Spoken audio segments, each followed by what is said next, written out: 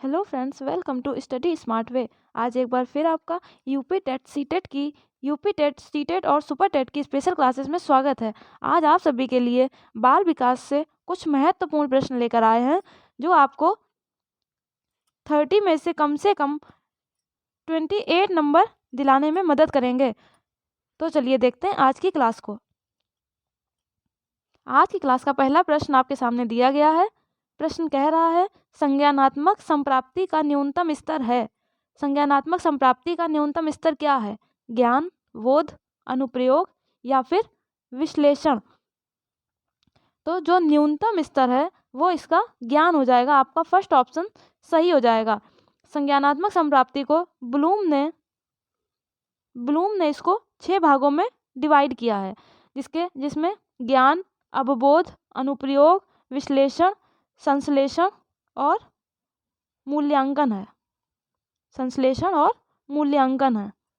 और ज्ञान इसका न्यूनतम स्तर है।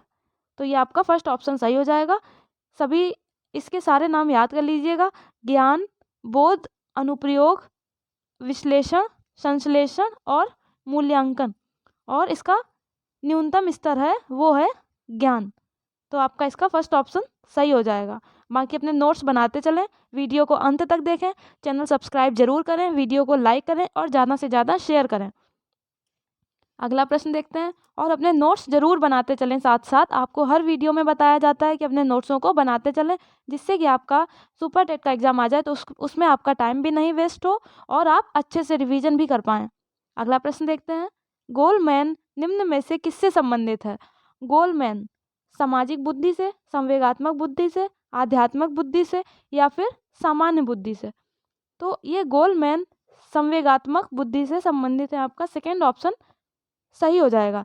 इन्होंने संवेगात्मक बुद्धि का सिद्धांत दिया है। इन्होंने एक सिद्धांत दिया है जिसका नाम है संवेगात्मक बुद्धि, और इनकी एक पुस्तक है, मोस्ट इंपॉर्टेंट प्रश्न है, लिख लीजिएगा, नोट कर लीजिएगा। उसका नाम है इमोशनल इंटेलिजेंस। तो ये संबंधित है संवेगात्मक बुद्धि से। इसमें आपके 3 से 4 क्वेश्चन निकल कर सामने आ रहे हैं। हर प्रश्न में इसी तरह से प्रश्न निकलते हैं, 3 या 4। तो आप सभी प्रश्न अपने नोट कर लीजिएगा, लिख लीजिएगा। जैसे इसी में पहला प्रश्न तो हो गया, ये गोलमैन किससे संबंधित है? ये संवेगात्मक बुद्धि से। इनके सिद्धांत का क्या नाम है? तो वो संवेगात्मक बुद्धि। इन्होंने एक पुस्तक लिखी है, उसका क्या नाम है? तो वो है इमोशनल इंटेलिजेंस। इस तरह से इसमें 3 प्रश्न हो गए। सभी को नोट कर लीजिएगा, नोट्स जरूर बनाते चलें। चलिए अगले प्रश्न की तरफ बढ़ते हैं। निम्न में से कौन शेष से भिन्न है? कौन इन चारों में अलग है? अधिगम के लिए अधिगम का सिद्धांत, समान अवयवों का सिद्धांत, ड्राइव रिडक्शन सिद्धांत या फिर सामान्यीकरण का सिद्धांत? कौन शेष से भिन्न है? तो ये हो जाएगा ड्राइव रिडक्शन का सिद्धांत। आपका थर्ड ऑप्शन सही हो जाएगा। यह एक अभिप्रेरणात्मक सिद्धांत है और इसको क्लार्क के द्वारा 1943 में दिया गया। क्लार्क के द्वारा 1943 में दिया गया। और ये क्या है? एक अभिप्रेरणात्मक सिद्धांत है। समझ गए होंगे आप सभी लोग। ये अभिप्रेरणात्मक सिद्धांत है। इसको 1943 में क्लार्क के द्वारा दिया गया और इसको ड्राइव रिडक्शन सिद्धांत भी कहते हैं। तो आपका थर्ड ऑप्शन सही हो जाएगा। आगे बढ़ते हैं अगले प्रश्न पर। इस तरह के प्रश्न कई बार आ चुके हैं, ध्यान से देखिएगा, समझिएगा। एक बालक जो साइकिल चलाना जानता है, मोटर बाइक चलाना सीख रहा, यह उदाहरण किसका है? क्षैतिज अधिगम अंतरण का, ऊर्ध्व अधिगम अंतरण का, द्विपार्श्विक अधिगम अंतरण का या फिर कोई भी अधिगम अंतरण का? एक बच्चा जो साइकिल चलाना पहले से जानता है लेकिन वो मोटर बाइक चलाना सीख रहा है, तो ये हो जाएगा आपका ऊर्ध्व अधिगम अंतरण का सेकेंड ऑप्शन सही हो जाएगा। इस अंतरण में एक सामान्य स्तर से जब उच्च स्तर में सीखने की प्रक्रिया होती है तो वो ऊर्ध्व अधिगम अंतरण कहलाता है। जैसे इसमें साइकिल हो जाएगा सामान्य स्तर और मोटर बाइक हो जाएगा उच्च स्तर। तो ये सामान्य से उच्च स्तर की ओर बढ़ रहा है, तो ये ऊर्ध्व अधिगम अंतरण हो जाएगा। अगला प्रश्न, बच्चों के सामाजिक विकास को प्रभावित करने वाले कारक कौन से हैं? बच्चे के जो सामाजिक विकास को प्रभावित करते हैं, आर्थिक तत्व, सामाजिक परिवेश जन्य तत्व, शारीरिक तत्व या फिर वंशानुगत तत्व? बालक के सामाजिक विकास को सामाजिक परिवेश काफ़ी ज़्यादा प्रभावित करते हैं। परिवार के बाद समाज ही एक ऐसा स्थान होता है जहाँ पर बालक का सर्वांगीण विकास होता है, यानी कि उसका सांस्कृतिक, मानसिक, नैतिक और शारीरिक हर तरह से विकास होता है तो वो समाज ही होता है। तो ये आपका सेकंड ऑप्शन सही हो जाएगा। अगला प्रश्न देखते हैं। किसी दूसरी वस्तु की अपेक्षा एक वस्तु पर चेतना का केंद्रीकरण अवधान है, यह कथन किसने कहा था? डम्बिल ने, रॉस ने, मन का या फिर मैकडूगल का? किसी दूसरी वस्तु की अपेक्षा एक वस्तु पर चेतना का केंद्रीकरण अवधान, यह रॉस का कथन है। आपका सेकंड ऑप्शन सही हो जाएगा। अगला प्रश्न, इस तरह के प्रश्न जरूर पूछे जाते हैं 1 या 2 नंबर को, तो इनको नोट कर लीजिएगा अलग कहीं पर और अपने एग्जाम के टाइम पर रिवाइज कर लीजिएगा। आगे बढ़ते हैं अगले प्रश्न पर। निम्न में से कौन सा विकास का सिद्धांत नहीं है? नहीं है पूछा जा रहा है। आपके सामने 4 ऑप्शन दिए गए हैं।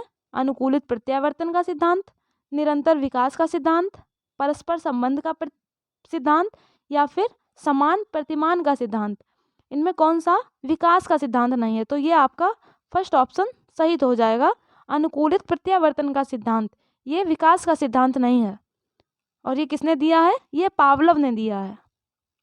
अनुकूलित प्रत्यावर्तन का सिद्धांत ये पावलोव ने दिया है। आगे बढ़ते हैं अगले प्रश्न की तरफ। विकास के परिणाम स्वरूप नवीन विशेषताएं और नवीन योग्यताएं प्रकट होती हैं, यह कथन किसने दिया है? गैसेल ने, हरलॉक ने, मेरेडिथ ने या फिर डगलस और हॉलैंड ने? विकास के परिणाम स्वरूप नवीन विशेषताएं और नवीन योग्यताएं प्रकट होती हैं, यह कथन है गैसेल का। आपका फर्स्ट ऑप्शन सही हो जाएगा। अगला प्रश्न मोस्ट इंपॉर्टेंट प्रश्न है, थोड़ा हटके प्रश्न है, इसलिए इसको देख लीजिएगा। वीडियो को अंत तक जरूर देखें और चैनल को सब्सक्राइब करना ना भूलें। संघनन सिद्धांत निम्न में से किससे संबंधित है? अधिगम से, अभिप्रेरणा से, स्मृति से या फिर सृजनात्मकता से? संघनन सिद्धांत स्मृति से संबंधित है। आपका थर्ड ऑप्शन सही हो जाएगा। संघनन सिद्धांत के अंतर्गत एक ऐसी मानसिक क्रिया जो व्यक्ति धारण की गई विषय वस्तु को स्मरण करके उसे चेतना में लाकर उसका उपयोग करता है, तो वो आपका स्मृति कहलाता है। और ये संघनन सिद्धांत स्मृति से ही संबंधित है, तो आपका थर्ड ऑप्शन सही हो जाएगा। आगे बढ़ते हैं अगले प्रश्न पर। क्षेत्र सिद्धांत निम्न में किस वर्ग का योगदान है? क्षेत्र सिद्धांत में व्यवहारविदों का, संरचनाविदों का, मनोविश्लेषकों का या फिर गेस्टाल्टवादियों का? तो इसमें किस वर्ग का योगदान है? तो ये आपका फोर्थ ऑप्शन सही हो जाएगा, गेस्टाल्टवादियों का। क्षेत्र सिद्धांत गेस्टाल्टवादियों का योगदान है इसमें। गेस्टाल्ट का अर्थ होता है संपूर्ण, गेस्टाल्ट का अर्थ होता है संपूर्ण यानी पूरा। तो ये आपका फोर्थ ऑप्शन सही हो जाएगा। आगे बढ़ते हैं अगले प्रश्न पर। कई बार एग्जाम में पूछा जा चुका है ये प्रश्न। भाटिया बैटरी का प्रयोग निम्न में किसके मापन हेतु किया जाता है? भाटिया बैटरी का व्यक्तित्व मापन में, रुचि के मापन में, बुद्धि मापन में या फिर अभिक्षमता के मापन में? तो भाटिया बैटरी का प्रयोग बुद्धि के मापन में किया जाता है। आपका थर्ड ऑप्शन सही हो जाएगा। इसके बारे में कुछ बता देते हैं आपको। तो इसको 1953 में चालू किया गया था, मतलब इस पर रिसर्च की गई थी और इसको CM भाटिया ने किया था। CM भाटिया ने 1953 में भाटिया बैटरी का प्रयोग बुद्धि मापन में किया था। इसको कहते हैं Bhatia battery of performance test of intelligence, यानी कि बुद्धि के मापन में इसका प्रयोग किया जाता है। तो आपका थर्ड ऑप्शन सही हो जाएगा। आगे बढ़ते हैं अगले प्रश्न पर। अभिक्रमायोजित अधिगम का प्रत्यय किसने दिया? अभिक्रमायोजित अधिगम का प्रत्यय हल ने, थॉर्नडाइक ने, स्किनर ने या फिर वॉटसन ने? अभिक्रमायोजित अधिगम का प्रत्यय दिया था स्किनर ने। आपका थर्ड ऑप्शन एकदम सही हो जाएगा। अगला प्रश्न, आप सभी लोग नोट्स पाने के लिए टेलीग्राम पर जुड़ सकते हैं। टेलीग्राम का लिंक आपको डिस्क्रिप्शन में दिख जाएगा, मिल जाएगा वहाँ से टेलीग्राम पर ज्वाइन करें और अपने नोट्स प्राप्त करें। नोट्स पाने के लिए किसी भी तरह का कोई शुल्क नहीं है, फ्री सुविधा है, तो आप नोट्स ले सकते हैं किसी भी सब्जेक्ट के। अगला प्रश्न देखते हैं। व्यवहारिक क्षमताओं में वह सापेक्ष स्थायी परिवर्तन जो कि प्रचलित अभ्यास का परिणाम होता है उसे क्या कहते हैं? व्यवहारिक क्षमताओं में सापेक्ष स्थायी परिवर्तन का क्या कहलाता है? अधिगम, अभिप्रेरणा, अभिवृत्ति या फिर अभिक्षमता। व्यवहारिक क्षमताओं में सापेक्ष स्थायी परिवर्तन जो प्रतिलित अभ्यास का परिणाम होता है उसे अधिगम कहते हैं। आपका फर्स्ट ऑप्शन सही हो जाएगा। अधिगम का अर्थ होता है सीखना, तो ये आपका फर्स्ट ऑप्शन सही हो जाएगा। अगला प्रश्न, संज्ञान किस बुद्धि के सिद्धांत का हिस्सा है? संज्ञान प्रतिदर्श सिद्धांत का, समूह कारक सिद्धांत का, गिलफोर्ड के सिद्धांत का या फिर फ्लूइड तथा क्रिस्टलाइज्ड सिद्धांत का। संज्ञान अर्थात ज्ञान, वो किस बुद्धि के किस सिद्धांत का हिस्सा है? तो ये आपका फोर्थ ऑप्शन सही हो जाएगा, फ्लूइड तथा क्रिस्टलाइज्ड सिद्धांत का। इसमें बालक के समस्या समाधान में राहत मिलती है। इस सिद्धांत के द्वारा बच्चे को समस्या समाधान में आसानी होती है और राहत मिलती है, तो ये आपका फोर्थ ऑप्शन सही हो जाएगा। अगला प्रश्न देखते हैं, संवेग का कौन सा सिद्धांत इस विचार को मानता है कि संवेगात्मक अनुभव संवेगात्मक व्यवहार पर आधारित है? संवेग का कौन सा सिद्धांत है? जेम्स लैंग सिद्धांत, हाइपोथैमिक सिद्धांत, सक्रियता का सिद्धांत या फिर अभिप्रेरण सिद्धांत। तो ये आपका इसका फर्स्ट ऑप्शन सही हो जाएगा, जेम्स लैंग सिद्धांत, फर्स्ट ऑप्शन सही हो जाएगा। इसके अनुसार भावात्मक अनुभव ही शारीरिक बदलाव के कारण होते हैं, यानी कि भावात्मक अनुभव के कारण ही शारीरिक बदलाव होते हैं, तो ये आपका फर्स्ट ऑप्शन सही हो जाएगा। आपको जो कुछ भी बताया जाता है मोस्ट इम्पॉर्टेंट होता है।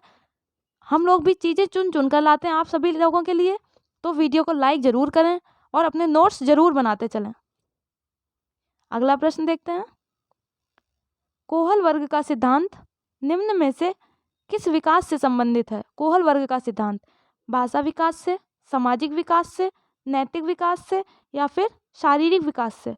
कोहल वर्ग का सिद्धांत ये नैतिक विकास से संबंधित है। आपका थर्ड ऑप्शन सही हो जाएगा। कोहल वर्ग ने नैतिकता को सर्वोच्च माना है और इनका सिद्धांत भी नैतिक विकास पर आधारित है, तो ये आपका थर्ड ऑप्शन सही हो जाएगा।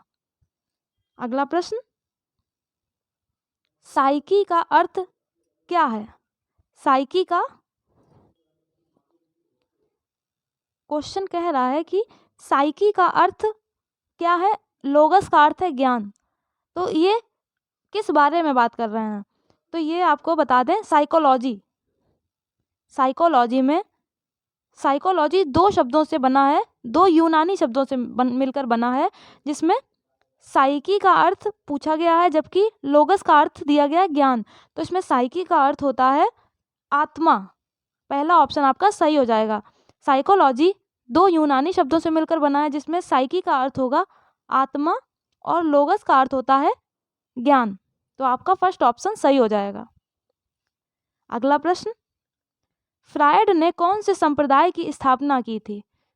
सिगमंड फ्रायड ने कौन से संप्रदाय की स्थापना की? नव व्यवहारवाद, मनोविश्लेषण, नव मनोविश्लेषण या इनमें से कोई नहीं? फ्रायड ऑस्ट्रिया के तंत्रिका विज्ञान और मनोविश्लेषणवाद के संस्थापक हैं, लिख लीजिएगा। ये फ्रायड जो हैं वो ऑस्ट्रेलिया के एक बेहद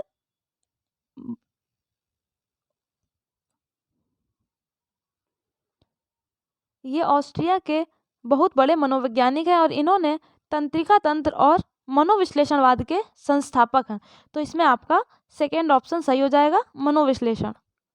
आगे बढ़ते हैं अगले प्रश्न पर, पीयूष ग्रंथि को और क्या कहते हैं? पीयूष ग्रंथि को साधारण ग्रंथि, विशेष ग्रंथि, मास्टर ग्रंथि या उपरोक्त सभी? पीयूष ग्रंथि ये अंतःस्रावी ग्रंथि होती है, अंतःस्रावी ग्रंथि होती है और ये कहाँ पाई जाती है? ये मस्तिष्क में पाई जाती है और इसको मास्टर ग्रंथि भी कहते हैं। आपका थर्ड ऑप्शन सही हो जाएगा। पीयूष ग्रंथि ये मस्तिष्क में पाई जाती है, अंतःस्रावी ग्रंथि होती है और ये इसको मास्टर ग्रंथि भी कहा जाता है। आगे बढ़ते हैं अगले प्रश्न पर, बच्चा अपना पहला कदम माह की आयु में चलना सीखता है। बालक अपना पहला कदम कितने माह की आयु में चलना सीखता है? 5 से 6 महीने में, 10 से 12 महीने में, 4 से 5 महीने में या इनमें से कोई नहीं? तो बच्चा अपना पहला कदम 10 से 12 महीने के अंदर चलना सीख जाता है। आपका सेकेंड ऑप्शन सही हो जाएगा। इसी उम्र में 10 से 12 महीने में ही वो धीरे धीरे चलना शुरू करता है। तो ये आपका सेकेंड ऑप्शन सही हो जाएगा। अगला प्रश्न और मोस्ट इम्पॉर्टेंट प्रश्न है, प्राचीन अनुबंधन में प्रयोग करने वाले प्रथम व्यक्ति का क्या नाम था? प्राचीन अनुबंधन में प्रयोग करने वाले प्रथम व्यक्ति का नाम स्किनर, पावलव, वंडूरा या इनमें से कोई नहीं। तो प्राचीन अनुबंधन को सबसे पहले प्रयोग करने वाले एक रूसी वैज्ञानिक थे। रूसी वैज्ञानिक थे जिन्होंने क्रिया प्रसूत अनुबंधन का सिद्धांत दिया। अब आप सभी लोग समझ गए होंगे क्रिया प्रसूत अनुबंधन का सिद्धांत किसने दिया, क्योंकि आपको पिछली वीडियो में बताया जा चुका है ये इस तरह के प्रश्न। और मोस्ट इंपॉर्टेंट प्रश्न है ये, क्रिया प्रसूत अनुबंधन का सिद्धांत किसने दिया है? ये पावलव ने दिया है। तो आपका सेकेंड ऑप्शन सही हो जाएगा। ये एक रूसी वैज्ञानिक थे और इन्होंने ही प्राचीन अनुबंधन पर प्रयोग करने वाले प्रथम व्यक्ति थे, पावलव। तो आपका सेकेंड ऑप्शन सही हो जाएगा।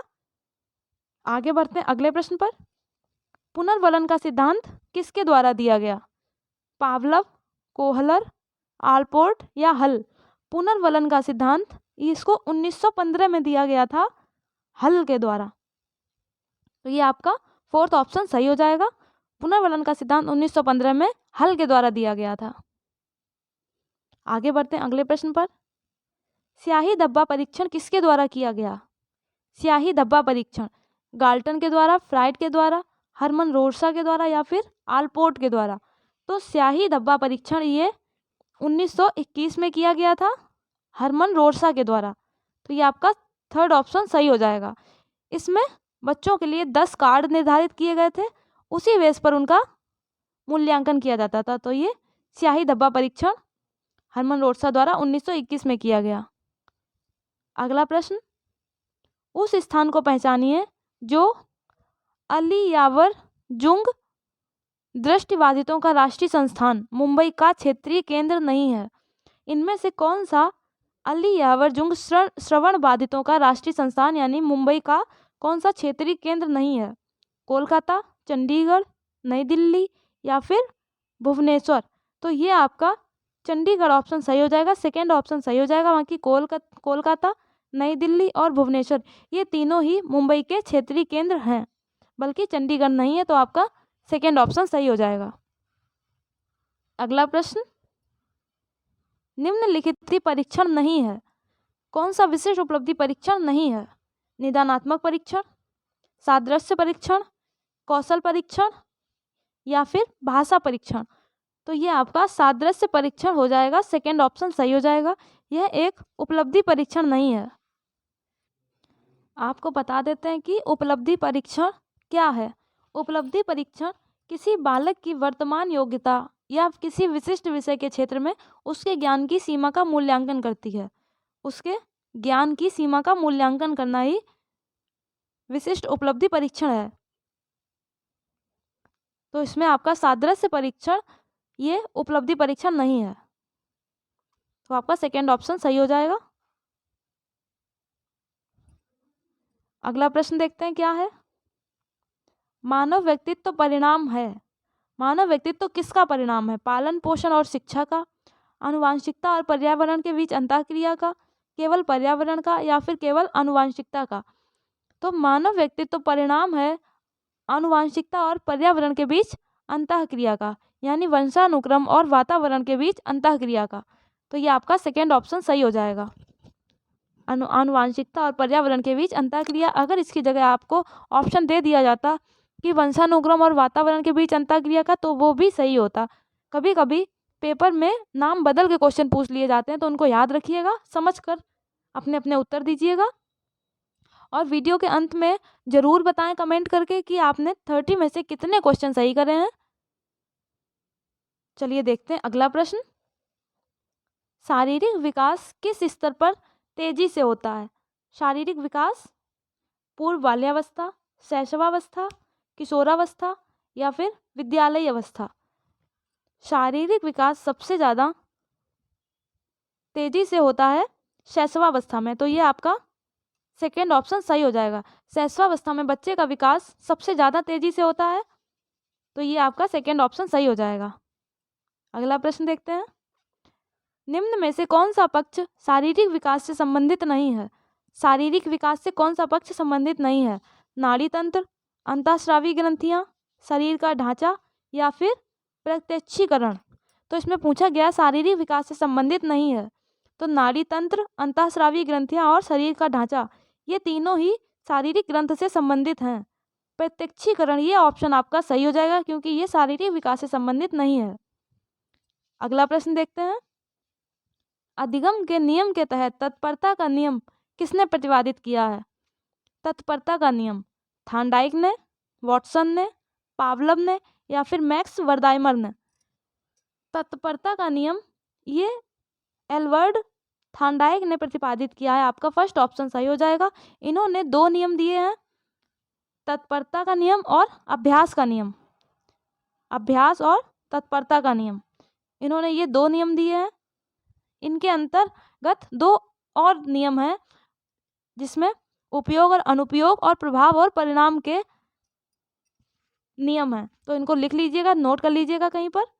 ये आपका फर्स्ट ऑप्शन सही हो जाएगा। अगला और अंतिम प्रश्न देखते हैं। निम्न में से किसे व्यक्तित्व की नैतिकता वाली भुजा कहेंगे? व्यक्तित्व की नैतिकता वाली, इड, ईगो, सुपर ईगो या फिर इड और सुपर ईगो दोनों? तो ये आपका थर्ड ऑप्शन सही हो जाएगा, सुपर ईगो।